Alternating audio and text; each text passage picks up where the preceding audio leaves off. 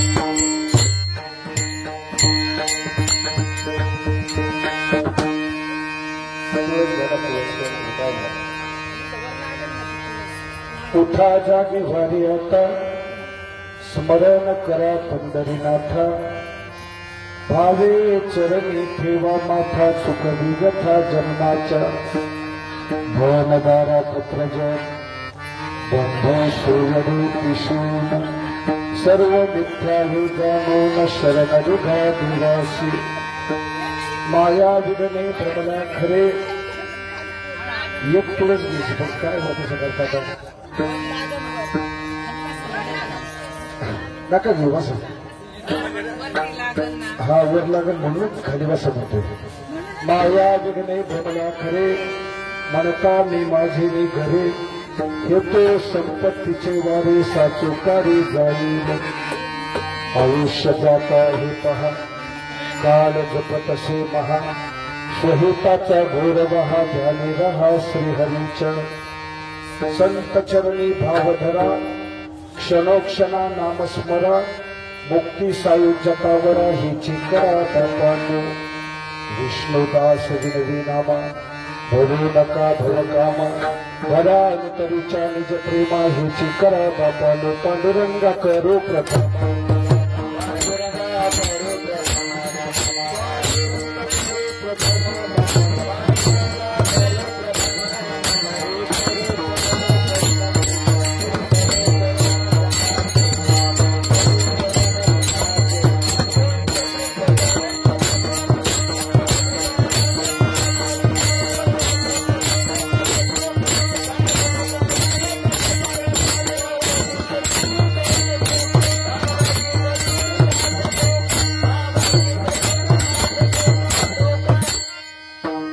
पांडुरंगा करो प्रथम नमान दुसरे चरण संताची त्यांच्या कृपा दाने कथेचा विस्तारू दादाजी सद्गुरु दास तुका ज्या ज्या ठिकाणी मन जाय माझी त्या त्या ठिकाणी निज रूप तुझे मी ठेवितो मस्तक ज्या ठिकाणी तेथे सद्गुरु तुझे पाय दोन्ही जयांच्या संगती विराग झाला मनोदरीचा जलभास गेला साक्षात परात्मा मद भेट दिला विसरो कसा मी गुरुपा दुखाला जयांचे केले स्मरण होय सकळ विद्येचे अधिकरण तेची वंदो श्री चरणा श्री गुरूंचे ते नमस्कार मी आता गुरुर ब्रह्मा गुरुर विष्णू गुरुर देव महेश्वरा गुरुर साक्षात परब्रह्म तस्मै श्री गुरुवे नमः ओम ब्रह्मानंदं परम सुखदं केवलं ज्ञानमूर्ति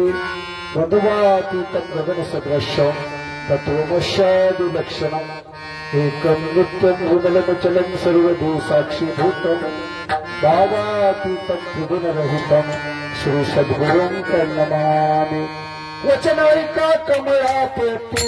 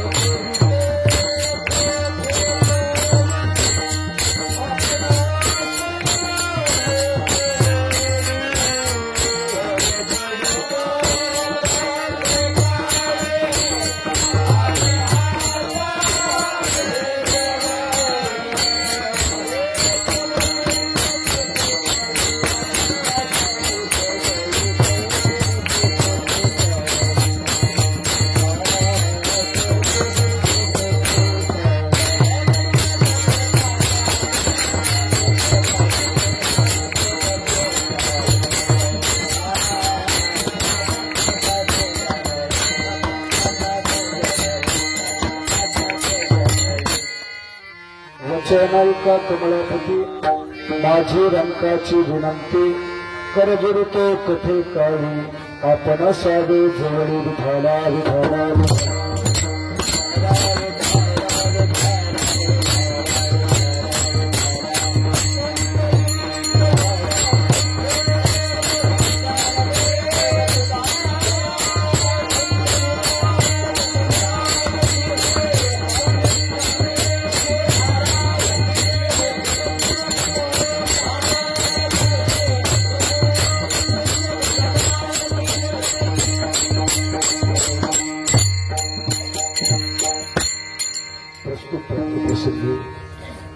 श्री क्षेत्र ओंकारगावथे पंढरपूर दिंडी सोहळा अनेक गावच्या भक्त मंडळी भाविक मंडळीच्या एकत्रीकरणातून भगवंताच्या गुणानुवादामध्ये नामचिंतनामध्ये त्याच्या भक्तीमध्ये भजनामध्ये तल्लीन होऊन एकरूप होऊन गेल्या 8-9 दिवसापासून तुम्ही आम्ही प्रवास करत होतो या क्षेत्रामध्ये येण्याकरिता. आज सकाळी आपण या ठिकाणी येऊन पोहोचलेलो होतो. या क्षेत्राचा विचार केला तर असामान्य असणारं क्षेत्र आहे. आमचे ज्ञानोपराय असतील, तुकोपराय असतील, गोरोबा असतील, सुखोपराय असतील, ही सर्व संत मंडळी या क्षेत्रामध्ये येऊन भक्तीचा आनंद त्या संत मंडळीने लुटलेला आहे. असणाऱ्या पंढरीच्या वाळवंटामध्ये आमच्या नामदेवरायानं कीर्तन करावं, पांडुरंगानं देहभान विसरून नाचावं. त्याचं वर्णन करत असताना महाराज सांगतात, नामदेव कीर्तन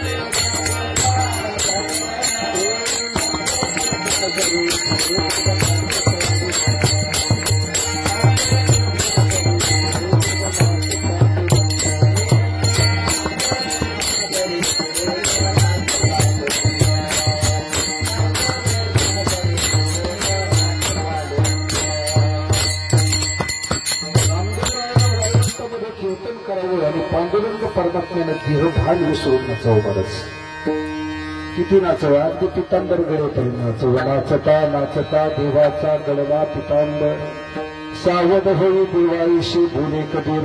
कबीरानं देवाला सावध करावं, इतकं देवानं देहभान विसरून नाचावं. जनाबाईनं माऊली महावैष्णव ज्ञानोपरायांना अभंग म्हणायला सांगावं. काल्याचं कीर्तन नामदेवरायांचा सौद माऊलीने स्वतःच्या हातानं खाल्याचा प्रसाद वाटावा. एकच टाळी झाली चंद्रभागे वाळवंती, माझा ज्ञान राजगोपाळाशी लाह्या वाटी. त्या असणाऱ्या वाळवंटामध्ये नामदेवरायाचं कीर्तन व्हावं, पांडुरंगानं देहभान विसरून नाचावं आणि माऊली महावैष्णव ज्ञानोपरायांनी काल्याचा प्रसाद वाटावा. असं असामान्य असणारं क्षेत्र आहे. या क्षेत्राचं वर्णन करत असताना तो कोपराय सांगतात, उदंड पाही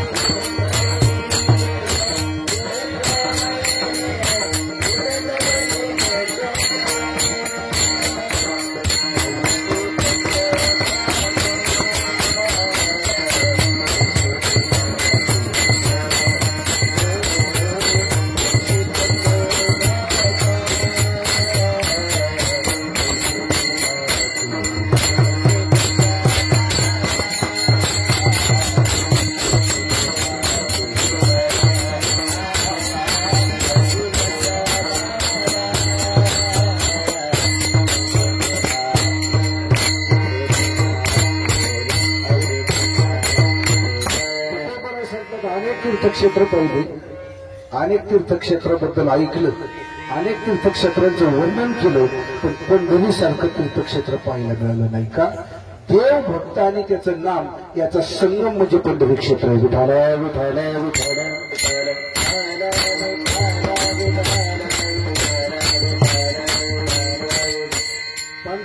रूपानं देव उभा आहे, तुमच्या आमच्या रूपानं भक्त आहेत आणि अखंड चाललंय ते त्याचं नाम, याचा त्रिवेणी संगम म्हणजे पंढरी क्षेत्र. विठाला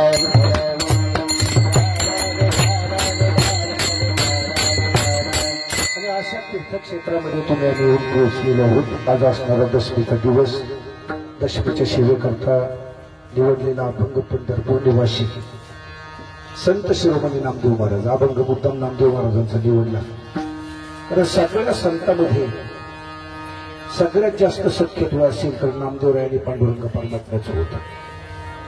वयाच्या 5व्या वर्षापासून नामदेवराय पांडुरंग परमात्म्याच्या संगतीमध्ये होते. प्रसंग असा आहे, नामदेवरायांचे वडील दामाशेट्टी रोज घरामध्ये स्वयंपाक झाला की नैवेद्य घेऊन पांडुरंगाच्या रावळामध्ये जायचे, पांडुरंगाला नैवेद्य दाखवायचे आणि मग घरी यायचे. त्यांचा तो नियम होता.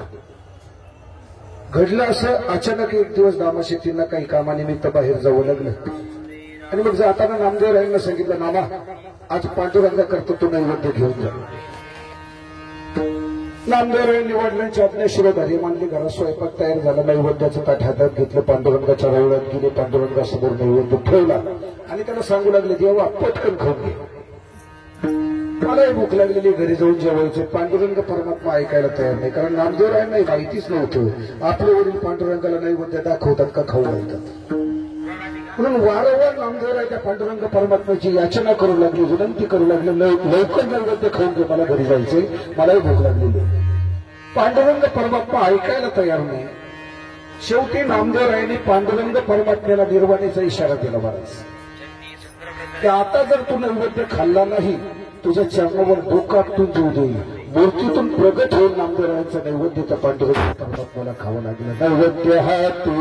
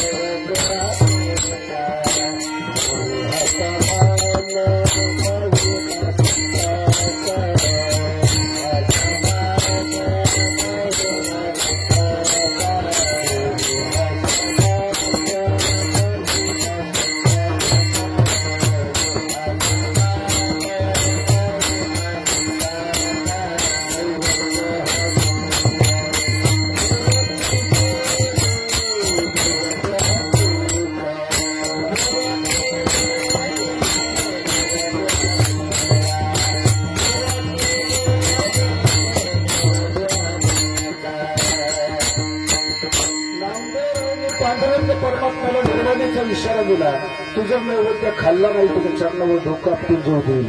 मूर्तीतून प्रगट होऊन पांडुरंगानं नामदेवरायांचा नैवेद्य खाल्ला. एवढं नामदेवराय आणि पांडुरंगाचा असणारा सख्यत्व भाव होता. आणि अशा नामदेवरायांचा 6 चरणाचा अभंग जरी 6 चरणाचा असला तरी कीर्तन एकाच तासात कशात होणार आहे. 6 चरणाचा उपदेश प्रकरणातील अभंग शिवेकरता निवडलेला आहे. अभंग उपदेशपर स्वरूपाचा आहे. नामदेवराय अभंगाच्या माध्यमातून तुमच्या माझ्यासारख्या सर्वसामान्य जीवाला जागवायचं काम करतात. कारण संत महात्म्यांचा विचार केला तर ते जोगी जोगी तुकोबराय सांगतात, जगजोगी जगजोगी जाग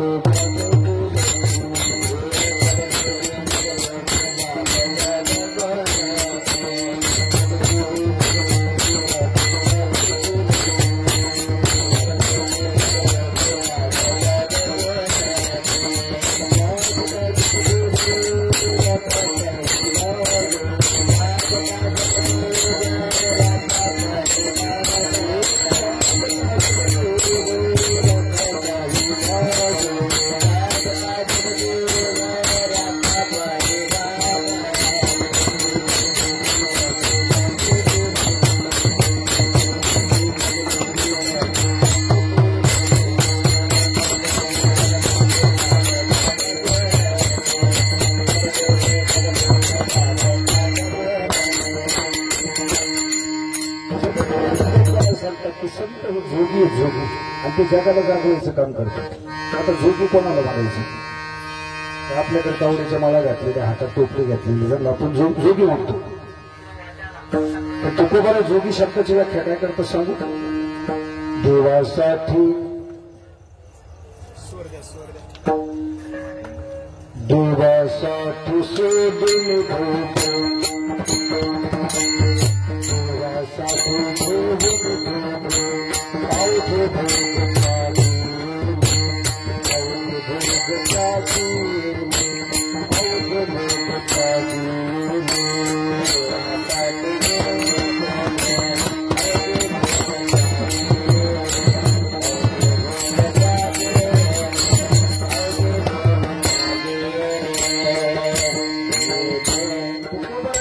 ज्यानं आपल्या सर्व लौकिक भोगाचा त्याग केलेला आहे आणि आपलं जीवन भगवत प्राप्ती करता समर्पित केलेलं आहे त्याचं नाव जोगी आहे. विठाला विठाला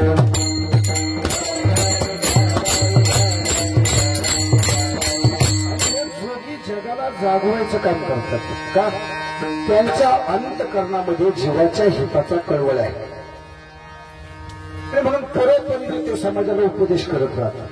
जसं मुलाच्या हिताचा कळवळ असणारी आई उन्हात खेळणाऱ्या मुलाला सांगते बाळू उन्हात खेळू नको सावलीत खेळ. बाळू आईच्या बोलण्याकडे दुर्लक्ष करतो उन्हातच खेळत राहतो. घर कामामध्ये असणाऱ्या आईला काही वेळाला आपल्या मुलाची आठवण होते ती बाहेर येते सांगते बाळू अरे बाबड्या सोन्या ऊन खूप लागते उन्हात खेळू नको सावलीत खेळ. बाळू पुन्हा आईच्या बोलण्याकडे दुर्लक्ष करतो उन्हातच खेळत राहतो. मग आतापर्यंत प्रेमानं सांगणारी बाबड्या म्हणणारी सोन्या म्हणणारी ती आई जेव्हा तिसऱ्यांदा बाहेर येते ना ती पदर खाऊन येते. ती आता बाबड्या म्हणत नाही ती सोन्या म्हणत नाही ती सांगते बाळा मुर्द्या उन्हात खेळू नको सावलीत. याचा अर्थ असा आहे का तिला असं वाटतं का आपल्या मुलांना उन्हात खेळता सावलीत येऊन मारावं आणि जर असं वाटत असेल तर ती आईच नाही. कारण आईची व्याख्या तो करत असताना तो कोणतं राय सांगतात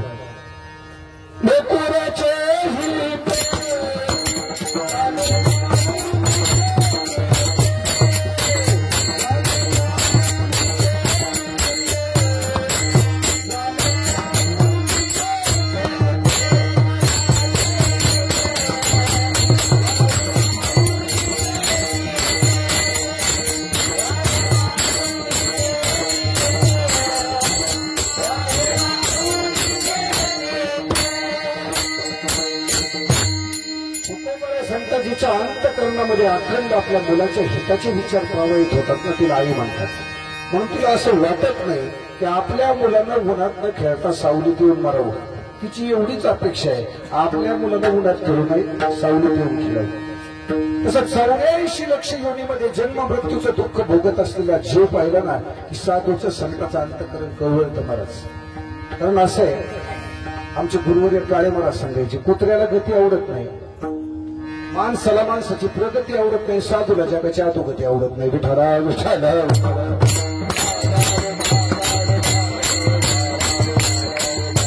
आपण रस्त्याने एखाद्या महत्वाच्या कामाकरता मोटरसायकलवर निघालो कुठेतरी रस्त्याच्या कडेला कुत्र बसलेलं असतं. आता त्याची ना आपली काही पुढे भावकी नसते पुढे बांधाला बांध नसतो पण आपण त्याच्या जवळून जेवढ्या वेगानं जातो ना तेवढ्याच वेगात ते उठतं आपल्या पाठीमागं पळतं का कुत्र्याला गती आवडत नाही माणसाला माणसाची प्रगती आवडत नाही. दुसऱ्याचं चांगलं झालं की आपल्या पोटात दुखायला सुरुवात होते. वास्तविक दुसऱ्याचं चांगलं होण्यात आणि आपल्या पोटात दुखण्यात यात काही साम्यता नाही महाराज का हे ज्याचं त्याचं प्रारब्ध आहे. आपण जे भोगतोय ना हे आपलं प्रारब्ध आहे. कुणी एवढा श्रीमंत आहे 10 पिढ्यापासून खातील एवढी त्याची प्रॉपर्टी आहे. काही खायला माग आहे काही न काय खावा हा प्रश्न आहे काही न काय काय खावा हा प्रश्न आहे. ज्याचं त्याचं प्रारब्ध आहे. म्हणून दुसऱ्याचं बरं झालं की आपल्याला त्रास व्हायचा काही कारण नाही पण झाल्याशिवाय राहत नाही कारण माणसाला माणसाची प्रगती आवडत नाही. आणि तिसरा मुद्दा आहे साधूला जगाची अधोगती आवडत नाही कारण साधूचा अवतार जगाच्या कल्याणाकरता आहे. जगाच्या कल्याणा संताच्या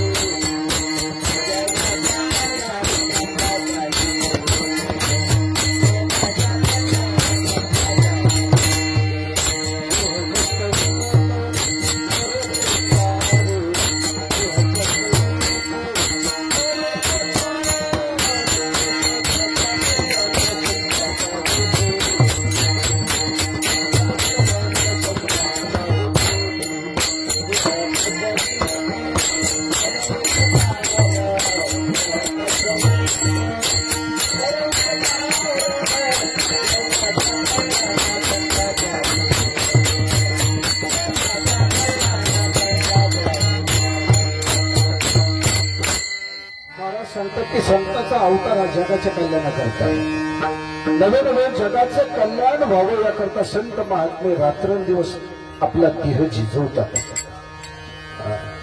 किती झिजवतात तुकोबांच्या प्रमाणात सांगू. एक तुझ्या केला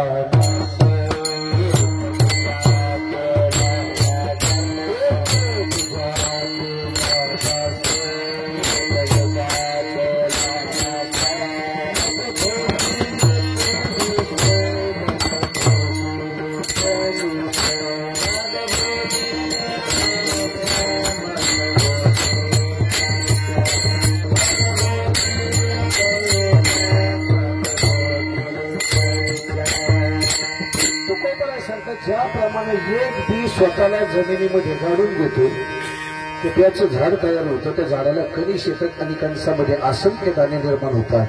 तशी समाजरूपी असंख्य दाणे निर्माण करण्याकरता एक महात्मा स्वतःला गाडून घेतो. महाराज गाडून घेतो याचा अर्थ तो खड्ड खंदून त्याच्यात नाही जाऊन बसतो. आपल्याला तेवढंच गाडून घेणं माहिती. गाडून घेतो म्हणजे काय करतो तो आपल्या लौकिक जीवनाचा त्याग करतो ना आपलं आयुष्य समाजाकरता समर्पित करतो. तो धाराळ धाराळ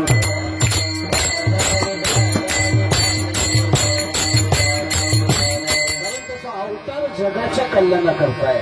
आणि म्हणून खऱ्या अर्थानं संत महात्मे तुम्हा आम्हाला परोपरीने अनेक प्रकाराने उपदेश करतात. मला संत वाङ्मय जर पाहिलं ना काही ठिकाणी हात जोडून उपदेश केलेला आहे. कर जोडून विद्या नका करू संसार श्रमा नका गुंतू विषय कामा तुम्ही आठवा मधुसूदना तुम्ही वासुदेव वासुदेव म्हणा. हाच जोडून केलेला उपदेश आहे. काही ठिकाणी पायाकडून उपदेश केला. लागून या पाया विनवतो तुम्हाला करे टाळी बोला मुखी नाम. काही ठिकाणी दंडवत घातले. आता तरी पुढे हाची उपदेश नका करू नाशा आयुष्याचा सकळाच्या पाया माझे दंडवत आपुलाले चित्त शुद्ध करा. दंडवत घालून केलेला उपदेश. तर काही ठिकाणी अपशब्दही वापरलेत महाराज. अपशब्दही वापरले. तुम्हाला नाथ महाराजांच्या हरिपाठातली प्रमाणे सांगतो. काय माय गेली होती भटा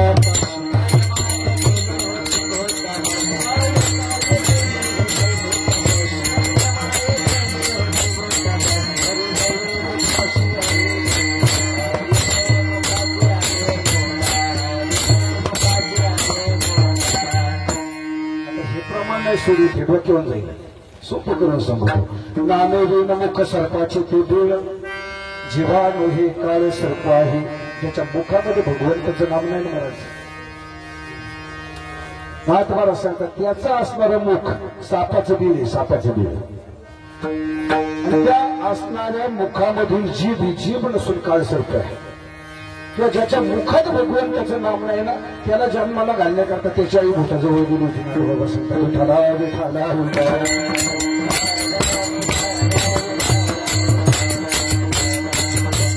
प्रश्न असा आहे. संत महात्मे काही ठिकाणी हात जोडून काही ठिकाणी पाया पडून काही ठिकाणी दंडवत घालून तर काही ठिकाणी अपशब्द वापरून उपदेश का करतात याचं एकच कारण आहे. त्यांना जीवाच्या हिताचा कळवळ आहे. म्हणून 84 लक्ष योनीमध्ये जन्म मृत्यूचं दुःख भोगत असणारा जीव पाहिला ना की साधूचं संताचं अंतकरण कळवळतं आणि त्या जीवाचा उद्धार होण्याकरता संत त्या जीवाला जागवतात. महाराज त्याला जाग करतात. साधूचा अवतार हा जगाच्या कल्याणाकरताय जगाच्या उद्धारा करताय. आणि म्हणून नामदेवराव सुद्धा अभंगामध्ये तो आम्हाला जागवायचं काम करतात. अभंगाचं उद्धा जागे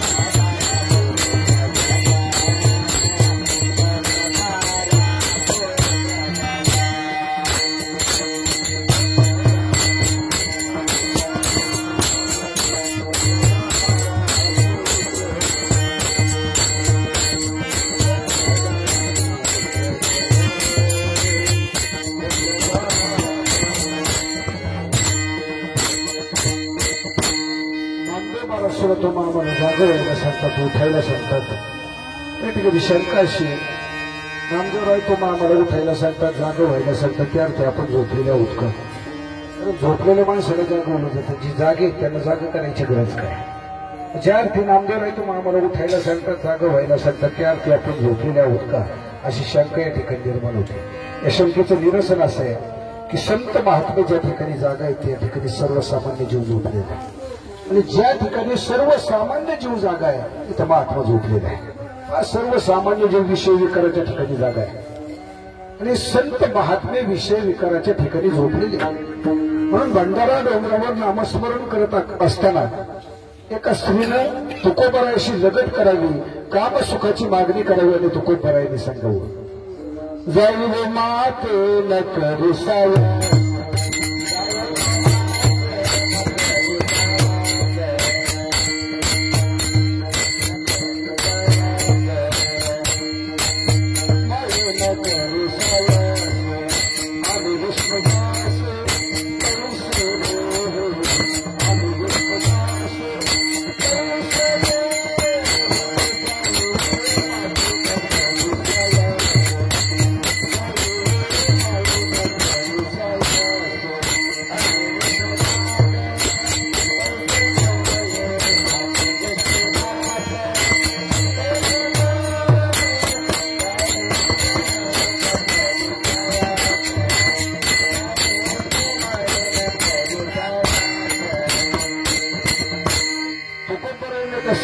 तुकोबराईशी लगट करावी, काम सुखाची मागणी करावी, आणि हात जोडून तुकोबराईने सांगावं, हे आई तू इथं थांबू नको, कारण आले विष्णुदास तैशी नव्हे. सर्वसामान्य जो विषय विकाराच्या ठिकाणी जागा आहे, संत महात्म्यांचा विचार केला तर ते विषय विकाराच्या ठिकाणी झोपलेले. संत महात्मे आत्मस्वरूपाच्या ठिकाणी जागे आहेत, आणि सर्वसामान्य जीव आत्मस्वरूपाच्या ठिकाणी झोपलेले आहे. मला सांगा, कोणाला असं वाटतं आपला उद्धार व्हावा, आपल्या जीवनामध्ये साधूची संतांची भेट व्हावी, आपल्या जन्म मृत्यूचं खंडन व्हावं, त्या भगवान परमात्म्याची आपल्या जीवनामध्ये कृपा असावी असं कोणाला वाटतं? कोणालाच वाटत नाही. तुम्हाला सांगतो, कोणालाच वाटत नाही. सगळ्यांना एकच वाटतं, वाढावी संताने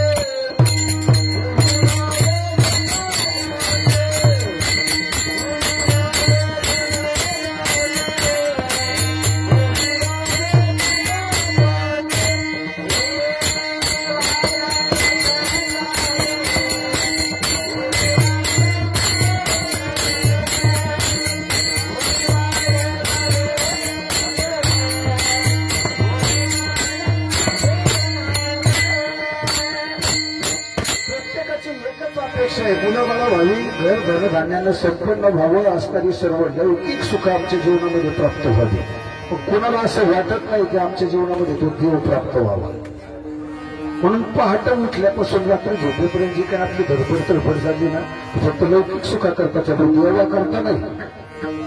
पण आमच्या संत महात्म्यांचा विचार केला ना, अरे तुकोबरायांच्या जीवनामध्ये जेव्हा त्या परमात्मा प्राप्तीची उलट निर्माण झाली ना महाराज, तुकोबरायांनी रस्त्याच्या कडेला उभं राहावं, येणाऱ्या जाणाऱ्या प्रत्येक प्रांतस्थाला हात जोडावे आणि विचारावं, काय मे उद्धार पावेना,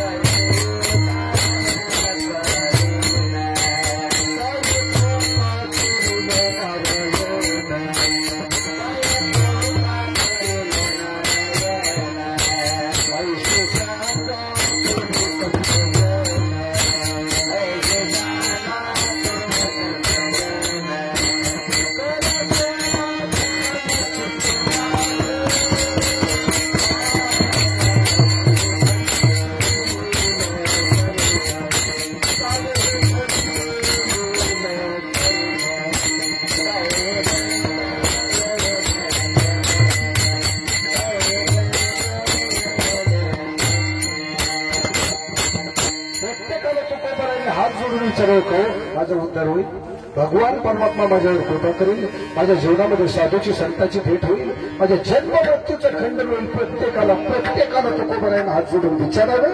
कारण संत महात्मे आत्मस्वरूपाच्या ठिकाणी जागे आहेत. सर्वसामान्य जे आत्मस्वरूपाच्या ठिकाणी झोपलेलं आहे आणि सर्वसामान्य जे विषय विकाराच्या ठिकाणी जागा आहे, संत महात्मे विषय विकाराच्या ठिकाणी झोपलेले आहेत. आणि अशा विषय विकाराच्या ठिकाणी जागे असणाऱ्या सर्वसामान्य जीवाला संत महात्मे आत्मस्वरूपावर आणून घालतात. विठाला विठाला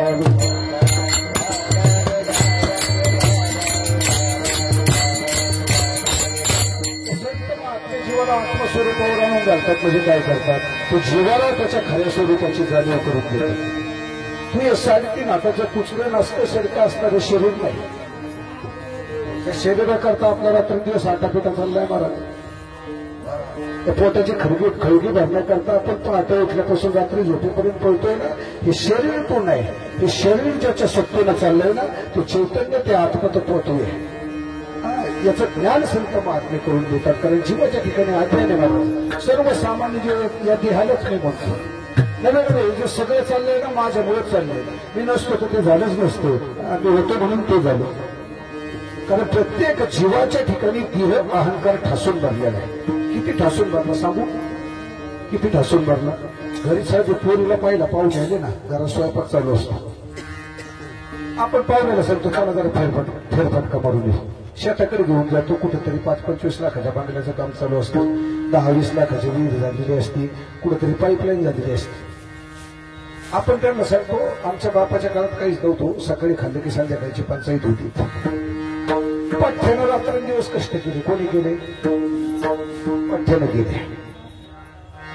15 लाखाचा बांगला बांधायला काढलाय. कोणी? पठ्ठ्यानं.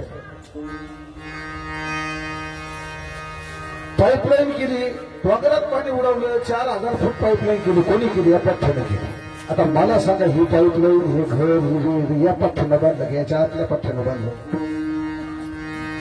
जीवाच्या ठिकाणी किती अज्ञान आहे पहा. पण हा पठ्ठ्या लईच बंगला बांधणार आहे, लईच विहीर पाडणार आहे, पाणी उडवणार आहे ना. शोधल्याला जाऊ आंघोळीला बाहेर घेतात का त्याच्या कानात जाऊन सांगा 1/2 एकर भरला राहिली तेवढं करून घे. 2 एकर पाळी राहिली तेवढी घालून जाईल का पाळी घालायला? का जाणार? आणि ज्या शक्तीच्या बळावर हे सगळं चाललं होतं ना, ती शक्ती आता त्याच्यामध्ये शिल्लक नाही. आणि त्या शक्तीची जाणीव संत महात्मे करून देतात. विठाला विठाला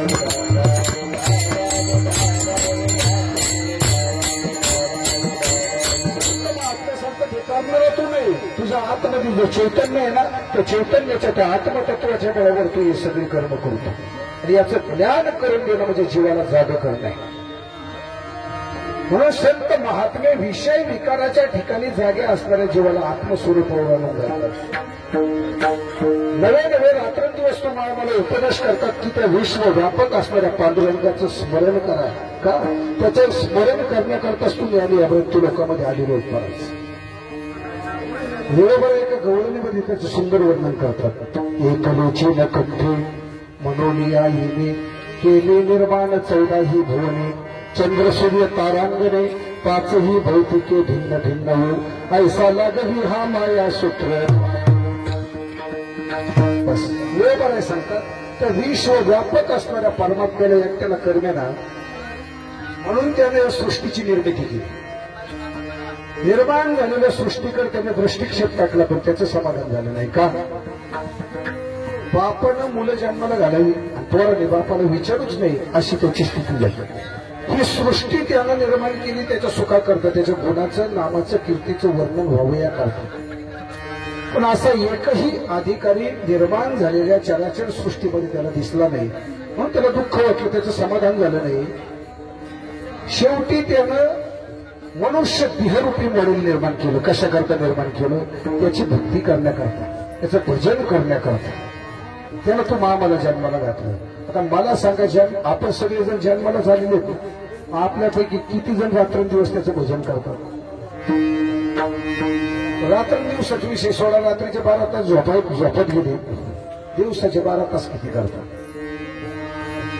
दिवसाचे 12 सोडा. दिवसाची 1 तास त्याचं नामस्मरण करणार किती? आणि 10 मिनिटं सुद्धा आपल्याकडून करत नाही. का? आपल्याला त्याचं स्मरणच राहिलेलं नाही. त्याने कशा करता जन्माला घातलं? वास्तविक गर्भामध्ये असताना आपण त्याची याचना करत होतो की देवा एकदा या दुःखातून मला मोकळं कर, या गर्भवासाच्या दुःखातून मला बाहेर काढ. तिथं तुकोबरायांचा अभंग आहे. एक वेळ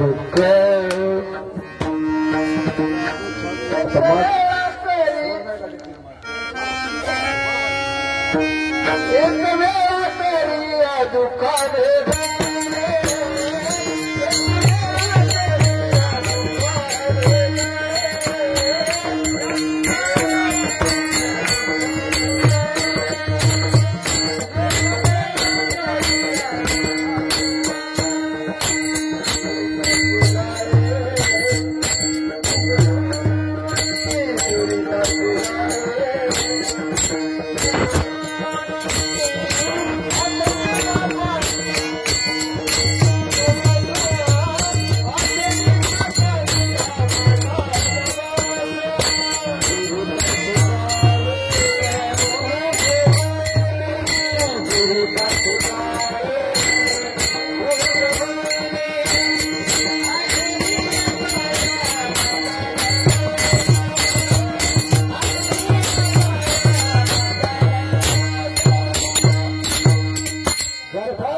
आपण तर भगवान परमात्म्याची याचना करत होतो. एकदा या गर्भवासाचं दुःख करून मला मोकळं कर.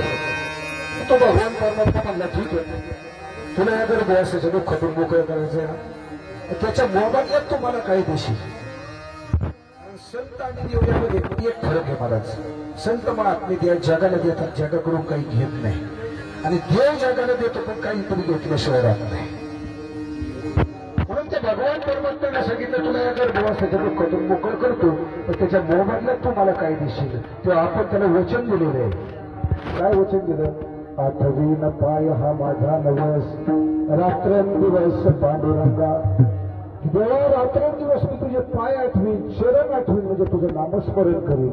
मग मला सांगा आता आमचं सगळे गर्भातूनच बाहेर आले होते, आपल्यापैकी किती जण रात्रंदिवस त्याचं नामस्मरण करतात.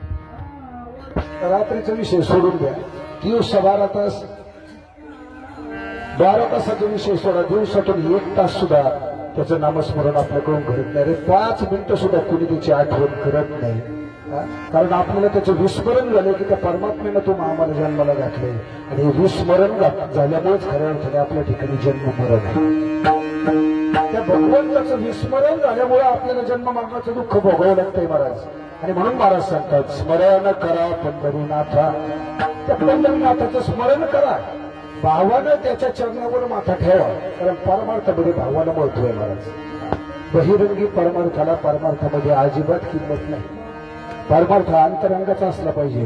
वरून किती माळा घातल्या, किती मोठा गण लावला, काही केलं ना महाराज तरी तो परमार्थिक होईल हे सांगता येत नाही.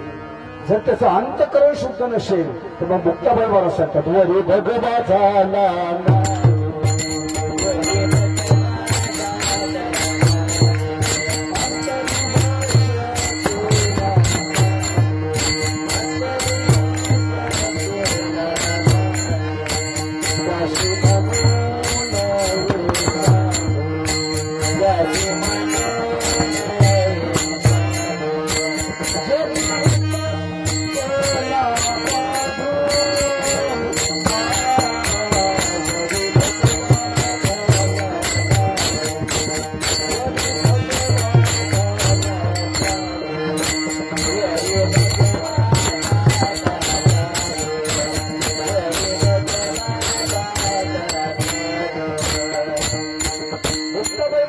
वरून किती भागवा झाला, मग हे कपडे अंगाव घातले, कपाळाला गण फासलं गेला, किलो भर तुळशीच्या माळा घातल्या, पण त्याचं अंतकरण जर शुद्ध नसेल, काम क्रोध मद मत्सर दंभ अहंकार विकार जर त्याच्या अंतकरणामध्ये चित्तामध्ये फासून भरलेले असतील, मनविक्षेप आवरण नावाचे दोष असतील, तर तो पारमार्थिक नाही, ती परमार्थाची विटंबना आहे. विठाला विठाला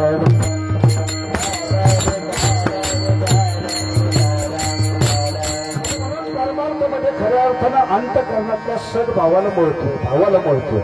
आमचं तुकोबरं त्याचं वर्णन करताना सांगतात काही नलदेक भावाची कार्य तुका म्हणे या विठोबाच्या अगदी पांडुरंगाची शपथ घेऊन सांगतात की बाबांनो परमार्थामध्ये दुसरं काही लागत नाही, अंतकरणामध्ये फक्त त्याच्याविषयी शुद्ध भाव शुद्ध प्रेम असावं लागतं. कारण तो भगवान परमात्मा फक्त भावानं प्राप्त होतो. माऊली हरिपाठात एक सुंदर प्रमाण देतात. भाव बळे आकडे यरविना कळे करतळे आवळे तैसा हरी.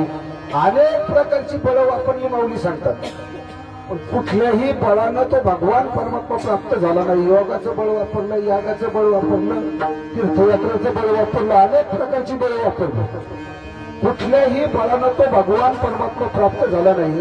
शेवटी अंतकरणातील भावाचं भावबळ वापरलं तर हातावर आवडा राहावा तसा तो भगवान परमात्मा मला प्राप्त झाला. विठाला विठाला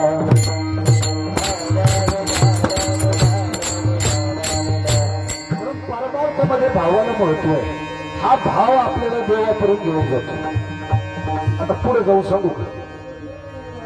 भाव आपल्याला देवापर्यंत घेऊन जातो. यात नवल नाही महाराज.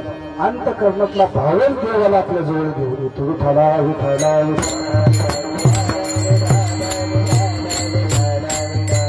प्रमाण सांगू का? तुका म्हणे भाव जवळी आणवली ठेवू देऊ. हा भाव खऱ्या अर्थाने देवाला आपल्या जवळ घेऊन येते. दृष्टांत सांगतो, लक्ष दे. एका गावामध्ये एक अशी भागवत कथा चाललेली होती. रोज संध्याकाळी ते कथाकार भगवान कृष्ण परमात्म्याचं चरित्र सांगायचे, कथा करायची आणि शेवटी सांगायचे तो कृष्ण परमात्मा आपल्या जीवनामध्ये प्राप्त झाल्याशिवाय आपल्या जन्म मृत्यूची एरझार चुकणार नाही. सगळा गाव ती कथा ऐकायला यायचा. एक 5 वर्षाचा मुलगा सुद्धा त्या कथेमध्ये असायचा. 8 दिवस त्यानं त्या असणाऱ्या कथाकाराचं ते भागवत कथेचं वर्णन ऐकलं आणि त्याच्या अंतकरणामध्ये परमात्मा प्राप्तीविषयी तीव्र जिज्ञासा निर्माण झाली. त्यानं विचार केला, हे कथाकार रोज सांगतात तो कृष्ण परमात्मा प्राप्त झाल्याशिवाय आपल्या जन्म मृत्यूची एरझार चुकणार नाही. आणि मग आता जीवनामध्ये करायचंय तरी काय दुसरं? तो भगवान परमात्मा, तो कृष्ण परमात्मा प्राप्त करायचा आहे ना. तो मुलगा दुसऱ्या दिवशी सकाळी उठला आणि घरी कोणालाच काही नसतं, त्या जंगलात निघून गेला. एक असणारं चिंचेचं झाड होतं. त्या झाडाखाली मांडी घालून बसला आणि ठरवलं की आता त्या परमात्म्याची, त्या भगवंताची भेट झाल्याशिवाय पुन्हा घरी माघारी जायचं. बस मनाच्या स्वरूपी एकरूप केल्या, बहिर्मुख झालेली, इंद्रिय अंतर्मुख केली आणि अखंड तो त्या भगवान परमात्म्याचं भजन करू लागला. जय नारायण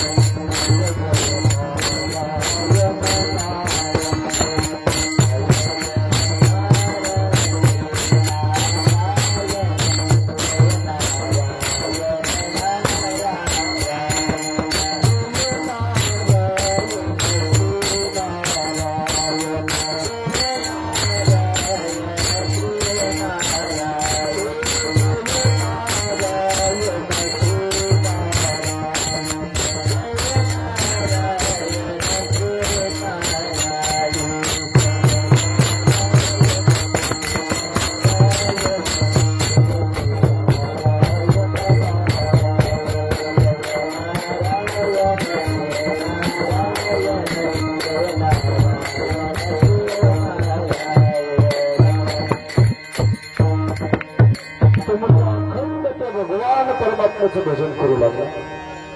नारद महर्षी त्रिभुवनाचं भ्रमण करत करत करत करत जंगलातून चाललेले होते. तो चिंचेच्या झाडाखाली बसलेला 5 वर्षाचा मुलगा नारद महर्षीने पाहिला. त्याला कुतूहल वाटलं. त्या मुलाजवळ आलं, विचारू लागले, बाळा तू कुठून आलास? इथं कशा करता बसला? तुला घरी जायचं नाही का?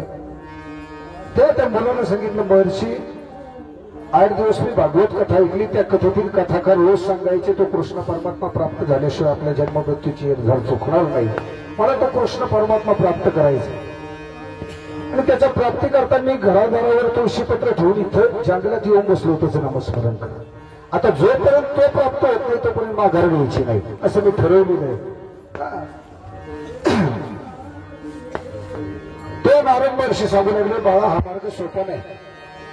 तो भगवान परमात्मा प्राप्त होत नाही असंही नाही. तो भगवान परमात्मा प्राप्त होतो, पण कधी प्राप्त होईल हे सांगू शकत नाही. कारण 60-60 हजार वर्षाची तपश्चर्या करावी लागलेली विश्वामित्रासारख्यांना. तेव्हा भगवंताची कृपा झालेली आहे. तो काय असं 4-2 दिवसात प्राप्त होण्यासारखं नाही. तेव्हा तो हातात दाखवून ते घरी निघून जा. मुलानं सांगितलं, महर्षी तू बाकीचं काही सांगू नका. आता एकदा ठरलं म्हणजे ठरलं. धनुष्यातून सुटलेला बाण आणि माझ्या मुखातून गेलेला शब्द याच्यात बदल नाही. आता त्याची प्राप्ती झाल्याशिवाय मी घरी जाणार नाही. नारद महर्षींनी सांगितलं ठीक आहे, तू तुझं बघ, मला तरी काय करायचं, मी आपलं त्रिभुवनाचं भ्रमण करत असतो, तीनही लोकांमध्ये फिरत असतो, माझं ते काम आहे. मग त्या मुलानं विचारलं, महर्षी तुम्ही त्रिभुवनाचं भ्रमण करता, तीनही लोकांमध्ये फिरताना तो भगवान परमात्मा तुम्हाला भेटतो की नाही? नारद महर्षींनी सांगितलं अनेक वेळा भेटतो, तास 2 तास माझ्या त्याच्या गप्पाही होतात.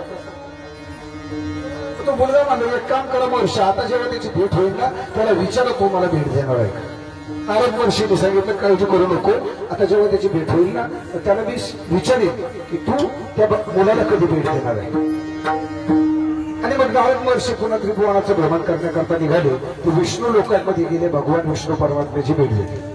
आणि मग नारद महर्षीने सांगितले 5 वर्षाचं लहान बाळ तुझ्या प्राप्ती करता एका जंगलामध्ये चिंचेच्या झाडाखाली तुझं नामस्मरण करत बसलेलं आहे, साधना करत बसलेलं आहे, तू त्याला भेट देणार आहे की नाही? भगवान विष्णू परमात्म्याने सांगितलं मी त्या मुलाला भेट देणार आहे.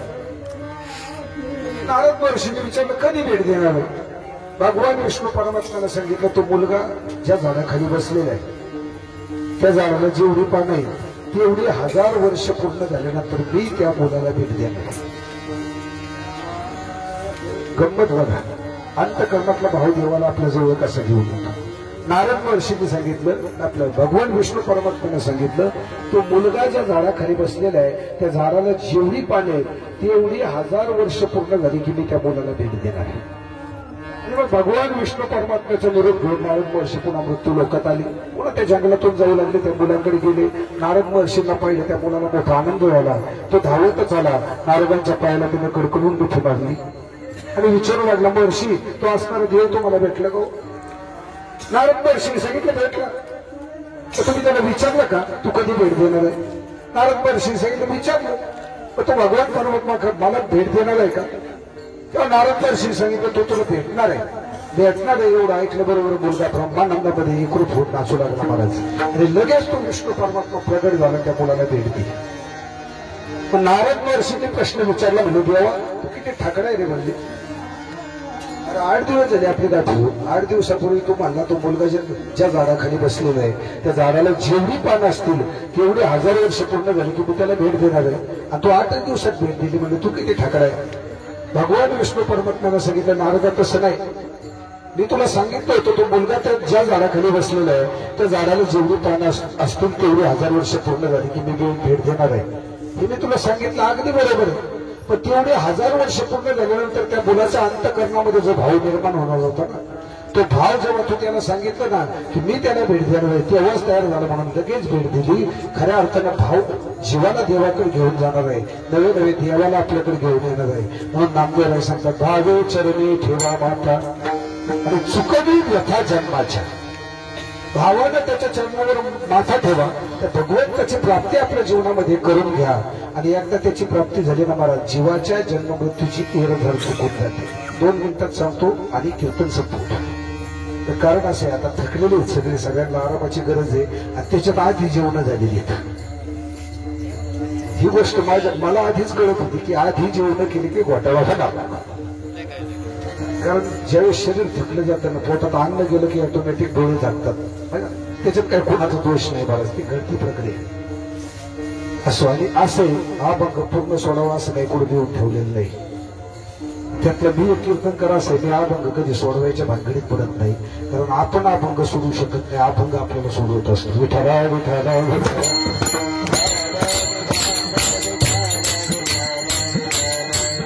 मला सांगतात भावानं त्याच्या चरणावर माथा ठेवा आणि जन्म मृत्यूची एरझार चुकवा.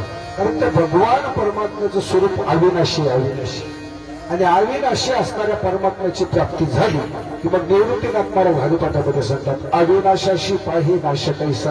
अरे अविनाशाला कुठं नाश असतो का? म्हणजे एकदा तो अविनाशी परमात्मा प्राप्त झाला ना जीव सुद्धा त्या अविनाश स्वरूपाशी एकरूप होत जातो. त्या जीवाच्या जन्म मृत्यूची एरझार चुकून जाते आणि ती एरझार चुकवण्याकरता त्या भगवान परमात्म्यानं तो मावाला जन्माला घातलेला आहे. म्हणून आपलं जीवन त्या भगवंताच्या भक्तीकरता समर्पित करा महाराज. हाच ज्ञानोबा तुकोबरायांचा संदेश आहे. कीर्तनाच्या माध्यमातून आपल्या समोर ठेवतो. इथे शिवेला पूर्ण वेळ करतो.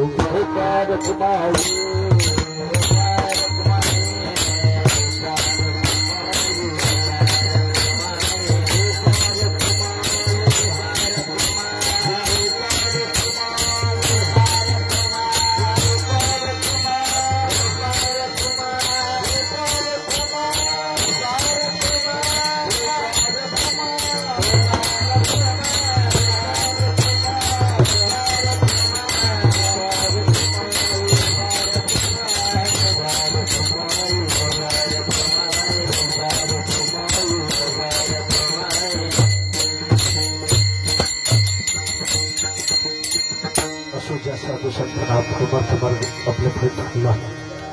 ज्या साधू संतांनी भक्तिरूपी पायवट सुखी केली त्याच पूजन करत ज्ञानेश्वर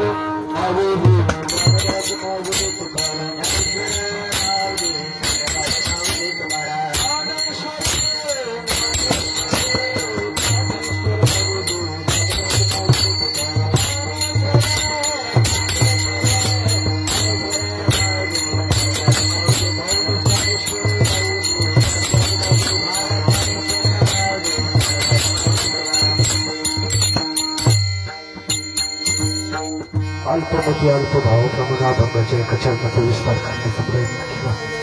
सद्गुरु कृपेने जसं शक्य होईल तसं तुम्हाला सांगण्याचा प्रयत्न केला. जे योग्य असेल त्याचं ग्रहण करा. ते माझ्या सद्गुरु मौलींचे ते विचार.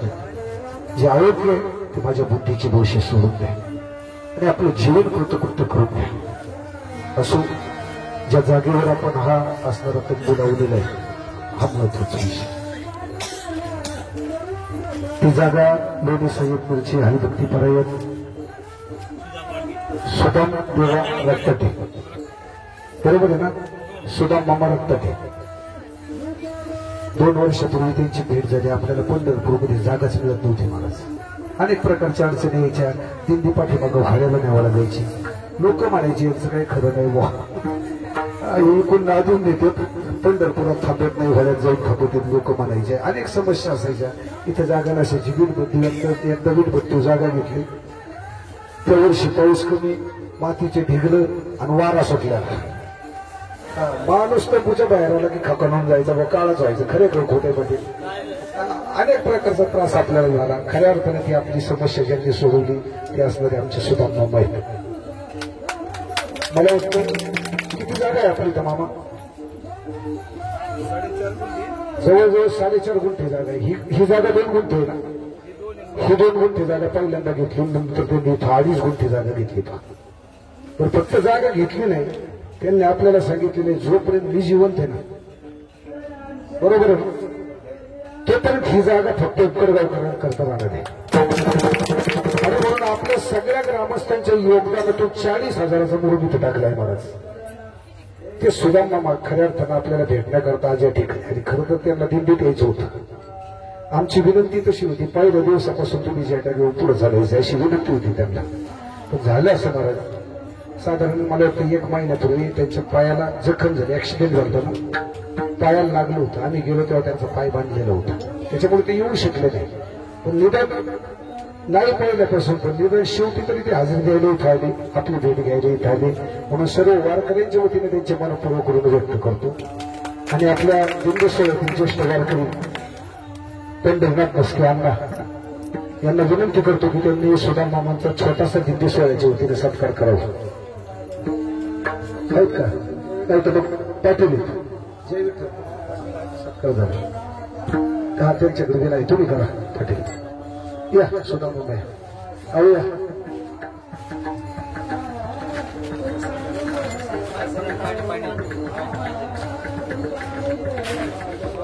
माझं म्हणणं असं होतं, सत्कार नकोय, सत्कार चांगला नाही, धार्मिक पाहून आहे. आणि मी हाय तोपर्यंत ही जागा तुम्हालाच कायम राहिली.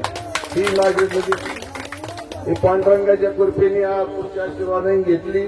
आणि हे म्हणले तुमचं काय मानधन असं मी तुम्हाला देईन. म्हणलं मानधन असत मग तुम्हाला जागा नाही, फुकार जागा. का की तुमच्या माझ्या जागेला पाव लागले म्हणजे माझं लय भाग्य थोर झालं. आणि मी घेईन म्हणून तरी माझा काय भरोसा होत. पण ते पांढरं उभा ते बिचारीने मला दिली, मी घेतली. तुम्हाला संकल्पाने मी आहे तोपर्यंत तुम्हाला जागा राहील. दुसरं कोणी येणार नाही काही. आता पुढे ते मुरुम टाकू, पाठीमागे जागा घेतली की अजून चिकटूनच तिथं मुरुम टाकून तुम्हाला भरपूर जागा होईल अशी व्यवस्था करू. पुढे चालून बोर घेऊ, 2 शौचालय काहीतरी बांधून देतो तुम्हाला. आता मी आळंदीला त्याच्यातून 2 गुंठे जागा घेतलेली. आपलं चांदगावचं वटा आहे विश्रामगृह, तिथंच एकदम असं याला घेतली 2 गुंठे जागा 52 लाखाची. ती खरेदी केलेली आहे. मी देवाच्या ठिकाणी मी जागा घेतल्या.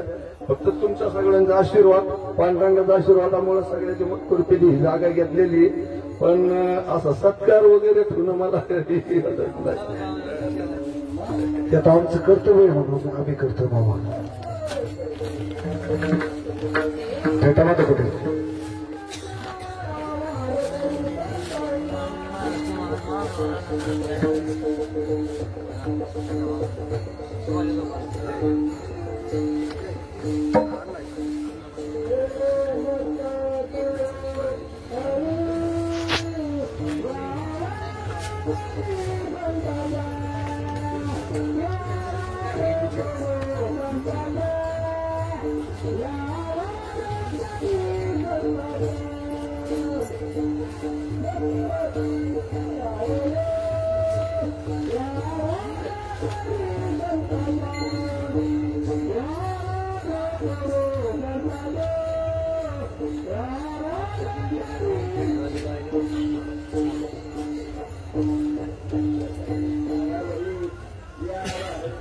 नाही हे द्या ना श्रीफळ द्या